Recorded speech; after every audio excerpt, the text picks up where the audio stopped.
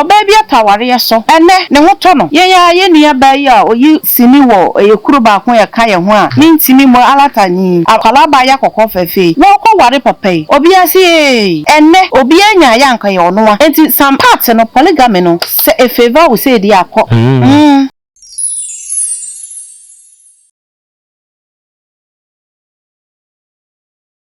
We are the four Moncoswa subscribe my Adomane war no best mpacho mesremu we need a chop Moncoswa do shada no side day up presso amaye o subscribe am presso de be hia bia so de ma mama Obama san ba biem say de wani tua de sonkara na de bia na de ba kwa me da wase ne sese ne o kirekire no ma na de fam no ama mbebire no ye generation ye nhira se be hia nature server nyamu ponko so antre wushi maye nyame nhira pa mama ene me kom de ba ne de awadodo ono kan no bro for polygamy no awadodo nti ene nkomo be di no nti mama ene de be kire yade ai meda ase ai meda obia se afefo nyame nhira mo se mokoso hwe videos na megidi se obia ni ho a ohwe videos ya M1 no na mesre se ofreme na wanyame a emane hawo obi bia one ne beka se bia no men trust omo a men fa me phone show monsa ena ofreme na yakase ye audio bra se o de fa WhatsApp a eye denara me reply messages na ya na droso tie ya na wanya abotra ma me mesre mo a se me fumu kwan bi so a na mo de ache me mesre mo okay nti ye beto aso yo mama ye ka awaredodo do pese hu se eya na ase enye awadodo na ye ana enye ebi nso ana discover fie ota wale sikafo enti no we ko wale sikani we no we agya no ho ne sikani we no anya japade bebere ana na ne pese o kire yade e fa ho polygamy awaredodo yemfa chro entonchen na yemra ye bibre ye nananom asase so ye bihia de na ye kase obema bi aware mienu miensa me de me nana de ebe ye mfanto ho me nana ware ahodo miensa eye me papa papa na papa no obia yire na yire bia ma asase a otwa ma omo no ade ye de ka na be kire wa no nti wanya ne wofaako we ne made wa ha we ne made wa ha we ne made wa ha na so ekowie ne sen e kire asem ye beka ho asem aware dodo efe na be ma na akọware dodo no me pese me bisa se wo ho ahoten wo ho tumi wo ho akokuduro ezan se entia mra se obeware mienu ana miensa churomumpo eye churo kronkron no entia se be ma beware mienu ana miensa na ne ewo se hu ne se akoma kro no o che ne pe amama ni nyina asade kro no o ye ne pe ade ede amama ni nyina na ma ni mienu ana ma ni miensa ti ase se ye nyina ye do be ma ba ko no ewo kwan ba ko so obetimi aye ne sa fine problem ni ho because ni aye ye bebo nwatan atemo mu ni gina omre ye omu nkokura bremu enti se obi ka se aware mienu enya bible anka sentia aware miensa enya bible anka sentia because o hwe twiro no mu a emofo anka ye be from bastard omo ene be ya hemfo omo ene ye ka omo asem so be ya adefo emprafo ma ene be ya adefo wo bible mu me nkokotiu kona osofo nka nkirew enti ne wo mu ne se oya oba na ukunu timi ka kirew so opese oware bi ka ho a bia na mma na ebe free sa oba ne ho aba no kora na da che onbe hwe bia sa oba ne mu mma ena de asomdwe be fie ana yedi be fie bia sa ma no sa oba na obebe fie no ena ebe ma wukunu ebe sesa free niam bi ho ebi sukura na ente sa ware no na de asem ebe be fie enti na bi se eye 50-50 e ka me nko ade a enka tena fa akọ nanso obi te yire ba akọ ho oware dukura anka afanyinam akum na to atwene obi te oba ba akọ ho ni ayede ye no enti ama all sign twempra different ene se nka oware miyenu a enka yo na yepesi ebisa se de a wo hwe mi se de a wo tie oye wapede nyina ye wo hwe ukunu one ukunu tete se ukunu ni ojere na ukunu ba no be ka kire o se anti adwoa ana meyire odo me pese me ware bi ka ho a se na be yew eno ne asem no nana se obi ka se o ware bi aka na yire foforo ho a omo ewo momra mumpo no samra na be so a asem ba fie onkwa na ya ware wene ochina ye be ware bi aka ho ne ye frɛ obo wamane a hwesum eye si fie mu no enchiro nanso hunamani de enya akono enti eye nanso ba bi fa bi so enye yo mama ye da wase we de mema nkomo na ye de ntime bem kakra se oba bi na esi so we san so start film ma be come ma so de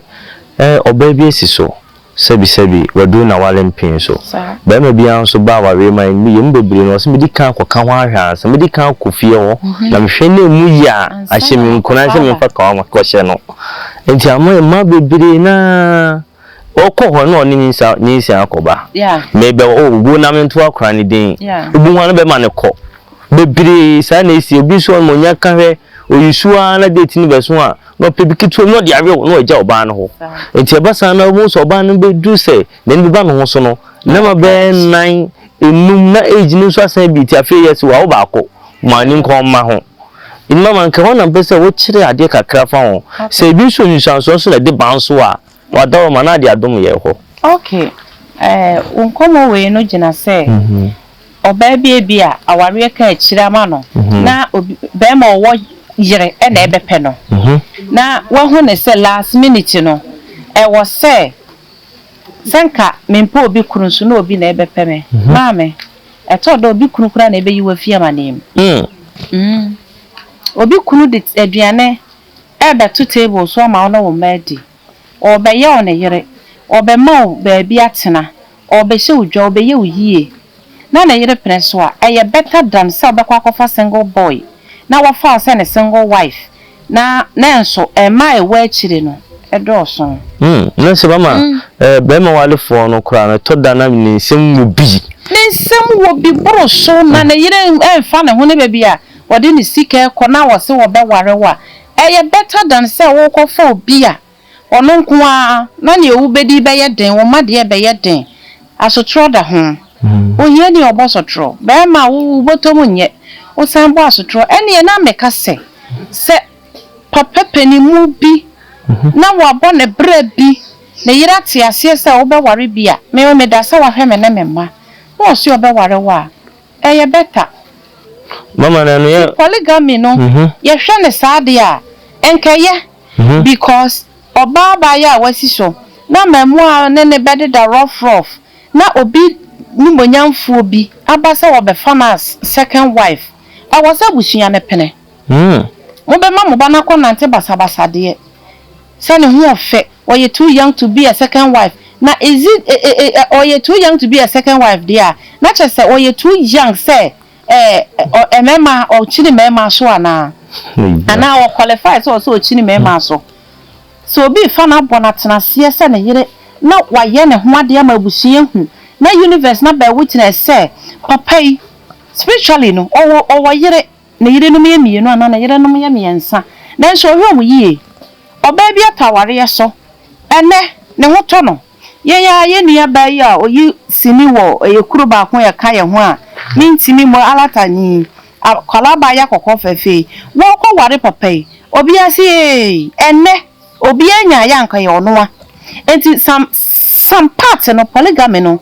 se a favor we say dia akọ na se mama meet oh yeah ya why na se na no de kakra on nsem na o ye caring na se obebo wo fia o so okọ obi so be ka se na empemu agre wo de empe dia obedi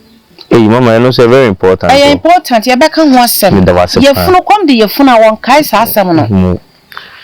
We need to be my sorry. Mama, that was na mama. Me to enkomo isui. Mama yeti asiye. Sebi se okoto aware so anye bone.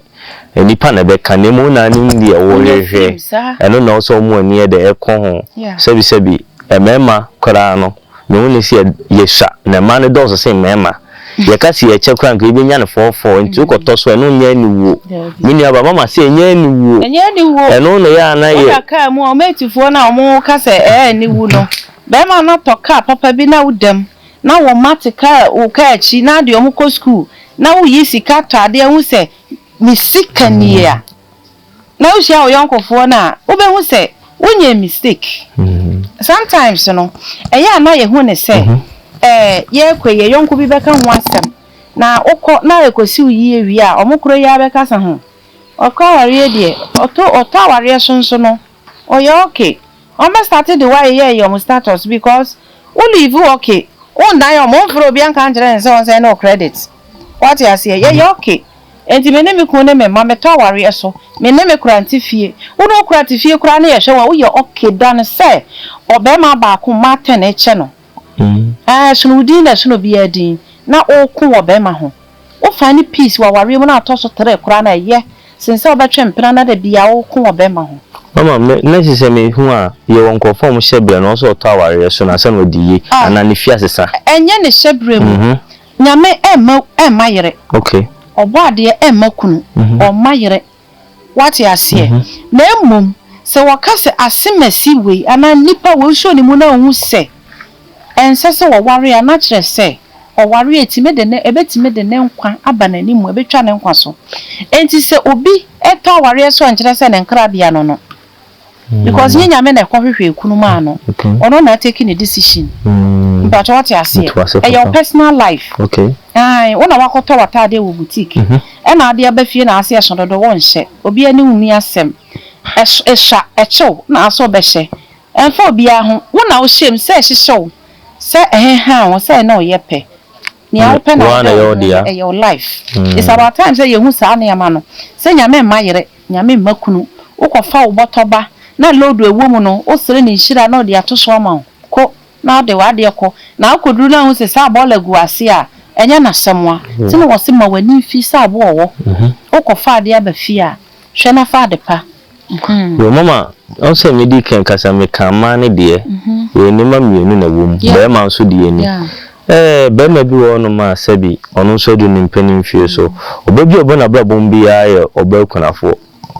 so nyi kunafo no kuna jana ho no mama no ya na ha adwen ana obo ma bon 2 bon 3 fon kwa ne bana brabom esan ewo esan ewo ho se esan to obi so a eye na are ho yetimi repu obi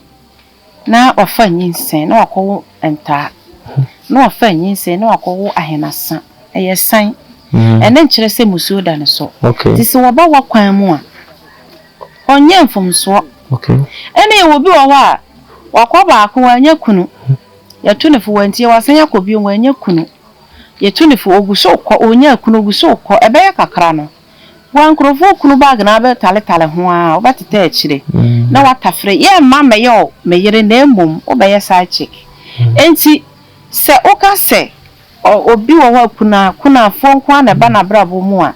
ebia na ne kra kondo no ono dede bia nkofo nkrumu na chama medi akire ono ne wo ba konso no agya no mwasim well sometimes I was saying nipa so wo ho a wontimi nko honhom wiase mu a uma wadwen ye adwuma okay acho wate ase etwaso aha sana na meti hai na nsuo isi ho isi me pensuo ya no ma na I was say me sorry nanti ko fa nse me da fom atwi me kon te so wo kofa me bia me ho be ye fi wate ase enti se wo ya ade na wamfa nyansa nto ho a wo hia ba ma bia na ahwe ne stature say we de me na wo a menya ba ma papa menya ba papa wo fia wa se ni pankra na ne ba ko wo akwatia wate ase oso wa panso ahwe akola obe fili mu aba no na kyerɛ sɛ wɔn ma wadwe anya den ɛni kan nyɛ adwuma ti adwe ne yɛ adwuma na wura honhom na wankasa na okra kasa mistakes bebree wɔ hɔ a wonyɛ mama mentwa no me ya na ye ta te say o obai de 22 years or 23 na adwin sha okofa ne ton ho so obetete o entina ye ma ne mfam kakra eno ye so meet immigration no oforo ma be na ne di ni si ma bo sina nya beda ho mama ho no ya na eno so eno kore sa 21st century for sa na ye ka no eno kore tete for no mo ware 16 years for na mo ware 15 years for na o ma be ne cha o mo enti obe nyini wo papa ne nsam no na waye de papa ne pe okay enye de ono pe okay what you say enti se woka se obi 22 ene 22 years girl na akware no na nadwen sha eya na awofo no ene suro mo mama ne se omunye hu nyansa nwieye because they say nkwala ne nyina ti school mu omotama mo de tena fie sha enti na dua na no mo nsam se de yesiesie fie se de a yesiesie odan mu se de ye ne be ma kasa enti omu ne se nkwala no enye hu we nyina but re nipa bebre awaro 16 years for men ne omayo moyere omode omanyini abomrewa ne nkokora enti se wo ye be ma na onya oba na hu ne se wo kra kondo wo pene se wo yire a yemfa o sha yemfa ehunahuna yetete no wo be ne cha no wo be ye ne se wo yire enti na oba ense se wo ware o age mate ebe yanka wo ware obema nani afi chen wo nye nani afi say age wise but matured okay so what you say okay you worry matured man you worry boys you worry matured men we marry men okay we don't marry boys into your bar marry a man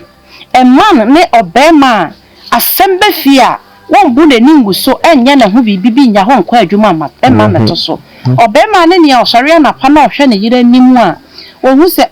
enko yie na wo hwe ne yire nsade na tena se oba bibi aboko bibi wo ho aka kire me na osiesie fie ansa na wakwa adwuma obeba fie no na asomdwe eden wo fie boys ne omo a wonne ne nya asem anura na amokoda ade ekiye no wo kura wo ye firi mu no wo sore ya wamu na wo dware wo siesie ne ho brain watupunu they are boys they are not matured for marriage matured na make no ye won papafo bi kro mo bu 60 years they are not matured and ye won kwala bi so wo ho they are like 30 years they are highly matured they can handle women as wives what you see and ye won 50 60 fo bi a they are immature na dwene nyini nura warem o ye ne ne amasa abofra and ye won mofra ne bi so a omo papa mo krampo no omo nim nyansa omo nim awarem nyansa omo nim ma asetena mu eche omo enti we marry men with maturity not boys enti you are old age you are aged but still when you cannot do things a masum be fear you are still a boy nature servant na make kachiro because awarem yemfa abufu mpie freedom emfa nkwa bonten yemfa abufu nkoda nsore nsan fa freedom free fie nkwa adwumam ye solve na sada na woman bi wo se mi kunu wo hu se me bu afu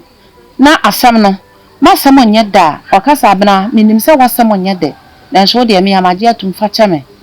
na ma shada ma me bu afu den the woman was speaking the truth me bu fu den na ne kuna bam no so yam da mi nyaawo me nyaawo mo bi fa wo da no ati hodi ana ye ne se no ma sere no ma da ade echi a se hwi ni ho na omani age na ade echi a papa ne kwa adwuma so they have lived a life of 30 years in marriage a obi nka o masam da papa ne hu ne yire weakness se ne bufu na obam na abufu na kaniyam enti mama ne hu se me kurukura me ya obema mabufu na owo temper because no so no ye Tuesday born enti owo temper but aware mu no on a temper na eden aba from that man is a matured man wa mo bia na kire ne onye wo na warem so be a man don't be a boy in marriage mama you don't say was say be a man and your boy yem bebre no sa dia mama ya po ya mi shira office yem bebre no sometimes ebufu timba ebufu keke no ne normal you know banatna so many years na adeketo bi etimi asi asemenya asembia o otna gina so na wa westi saa mfie ni nyina akọ akire ene bukiat for nya echefa wo mu yemfa bi nya fa hye boton fantu yenye mature no nye ma ne nkwa mema ne nso bi nye mature on sebi ni party mi ro ho da ne chi no asemsi ase na mu ro mu ama ni third party ambem no mama say saa na asemba yenka no because they were ba Yesu Kristo ni ho nature we oba obeje ho ska iso wonim de no form nim de so beto ama mama da say de nto en komo iso we de medima no ya kwa we ye papa cho masemi say twato si en komo ya edifa program ya wale ya na e ka ho ase mama e fa bebre so no hiye ya na ye hwe yasetena mu sebi ye bitin ka chen ba se nkofo hiye ni mba fie ena hiye ni nso nti onu hiye ni na onu ka chen ba se man nkofo hiye ni mba fie no onti is gone onti trazako oti ye mantem ya zungu ye mu danka to sere dei e ho na oti enso ka chen ba so nkofo skani mbra na oti wo ba bi oti no skani ti obi enti ho no mama nke ho no kire ade kakra Obia mpesa ne ba ebe ware a ho chirem. Obia mpesa ne ba be kwa ko ware a ekombede no. Obetete asay. Eno ye one major factor. Okay. Enti obema wo ware a ware oso shoe na wo kotono to size. Na asemfa na asem ye den. Enko simple we short. Wow. Simple. How do you know mama? Papa, a foot to the man will favor no. Your coat According to your size. According to your size. I will be mechanical say for unasi fee free my bobuano. When him so nasi ye fee a copedia or tea a fee say. Nantina. Nanyamene ye nipper fee a fimu. I didn't see baby a walk wrong. Wow. What you say? Because Obe forces say Obe please parent, you know. But I'm sure at the end of the day, no. Wa from point to ensure mama no. Omakubu enti o kwa ware na ye ka bi kirew se enya osoba na me baba yi a papa fodo jimi do no odo sa jimi ye do no fato nchen na ka kire nyame se won pejaw won pejaw nkudum pempen so you can choose say oba we o ye dem e ware o eno no di obotom na ekoye den ekofa na ba fie mama afutuo no ebe ba se oba no awfo aka to oba ni tirim but me most of time dem me ntu me ma for saa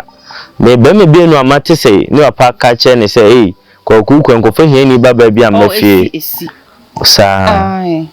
esi bebre wow o de oba ne kwa o ma me din di sen o papa din di sen mo bon ton ben oh okay ne ya hwe o papa ya adwuma ben na wo kwa guru wo ko Mami oton bidie wa chire heyire na ne be no akofa no. Na nti ukra nti una ma ya university for ma nti wa hunu bi. Na kire se bidie wura aba ne de. Ye wan mani. Oh ye kanda, wo kanda. Ti wo ma me se kofa university ni akofa bibre no. Mama na no e basa when hon mama mpacho we de fa che chire yade 2 year for. We de enkoma ye youth na ye ba no. Enkoma awofo ni papa fo bi ko mu kan bi na ma se aye diama emu bi no because obani koi o checke ne ho ene futu ema no fia o reti e bi nso ani yampo benam ono ne so na ama apeja no e mama ne fa che wate futu ne se awofo hie ni bi wo ho a na laka ode na masasi we so no wode ne ho hie ni ba bi wo ho a laka ode nam no wode bata wo ba ba ma na obeye nioma ye wo bia ya ne hyebre mu no ne nkra bie mu no ade wo ware ansa na obedi yie na kyerese ne laka koka ne kunu de ho ama ba ma na puli ama ba no so bia ye den aso ne so enti ene na ma busa ye no yen kram yen nuanum kramofo mo ko ware o mutimi ko abusa o Indian fo ko abusa o Israel fo ko abusa o yen ko abusa ye de twro no akata yanim enti wo ba se wo ba be ware a enhwe be ma no hwe wo de ba ye no mon kwa abusa nko hwese na so me ba be me ye ma hwe na koduru pempen suoi obefas abaye ye ofa na abaye a omo beto so komanim ana be twe na san ende hia sika nkyere hwe asomdue ne ntiase ho a sika na beba nti abusa hia afutu obi ani ho e chensa Wow. Abusa ehia. Wow. Monko so subscribe my na mon click. Mama nyame nko so enhira wo. Nature serve nyame nko so enhira wo. Ndi nti America sa